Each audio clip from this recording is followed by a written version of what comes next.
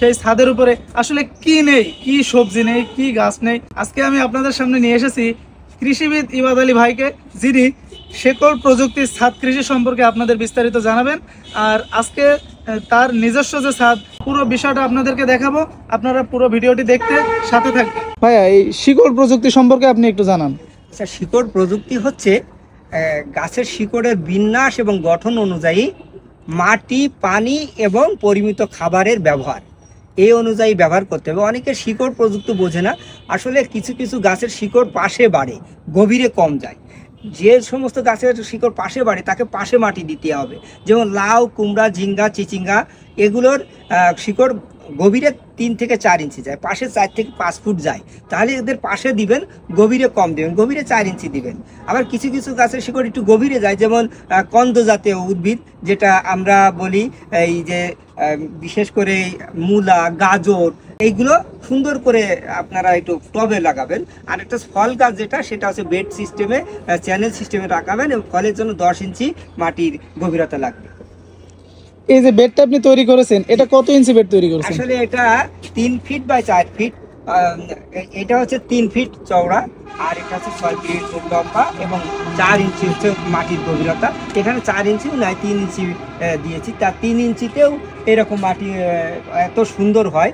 তা মাটি এই দেখেন, এখানেও কিন্তু চাষাবাদ করা যায়। এখানে যেখানে ছায়া পড়ে, ওই মাত্র 4 বর্গ ফুট ছায়া পড়ে, ওখানে ছায়াযুক্ত স্থানে যেমন পেঁপলি শাক দিয়েছি, এখানে দেবো যে কোনো সবজি হবে। আর উপরে তো সব কিছুই হবে, যেখানে রোদ পড়ে সেখানে তার ডবল পদ্ধতিতে, ডবল বেড পদ্ধতিতে করা যায়। আর আবার সবগুলোই দেখেন বেড পদ্ধতি। এবং ছাদ থেকে অনেকে বলে ছাদের ক্ষতি হবে, কিন্তু ছাদ থেকে প্রায় 11 ইঞ্চি উপরে, 11 ইঞ্চি উপরে করা যেত, সহজে পরিষ্কার করা যায়। এটা মাচা সিস্টেমে আছে, বেড সিস্টেমে মাচা পদ্ধতিতে করেছি।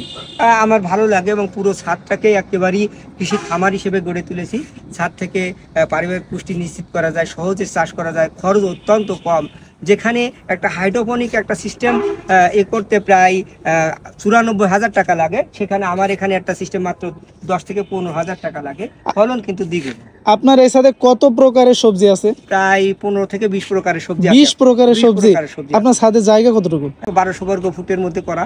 1200 বর্গ ফিটের ভিতরে এখানে দেখছি সুন্দর একটা ফুল গাছও আছে। হ্যাঁ, ফুল তো অনেক সুন্দর। এটা আমার প্রচুর ফুল হয়। এই ফুল গাছের পাশে কিন্তু আপনার অনেক সুন্দর লাগছে।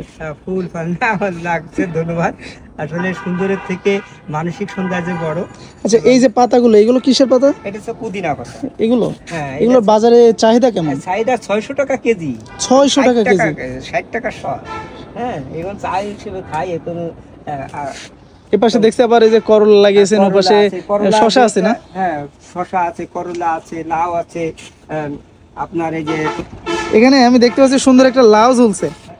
এটা একটা আরো অনেক গাছি কেটেছি। লাউ, উপরে লাউ আছে এবং নিচে এই মিষ্টি কুমড়া। তা মিষ্টি কুমড়া শাক কেটেছি, শাক খেয়েছি। খেতে কি মিষ্টি কুমড়া আছে এখন?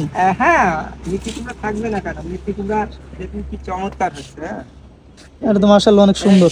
হ্যাঁ, এই দেখুন অনেক সুন্দর হয়েছে। আবার লাউ তো মাশাআল্লাহ অনেক লাউ হয়েছে। আচ্ছা, ঝালের চারা দেখছি না, ঝালের চারা কি আছে? হ্যাঁ, আছে আছে। মরিচের চারা তো আছেই, মরিচ গাছ অনেক সুন্দর হয়েছে। এই দেখুন কত পিস লাগিয়েছেন মরিচের চারা? 20 পিস মতো।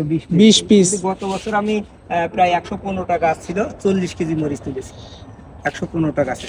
সব থেকে অবাক করা একটা বিষয় লেগেছে, যেটা হলো আপনি ছাদের উপরে কিভাবে মাছ চাষটা শুরু করলেন?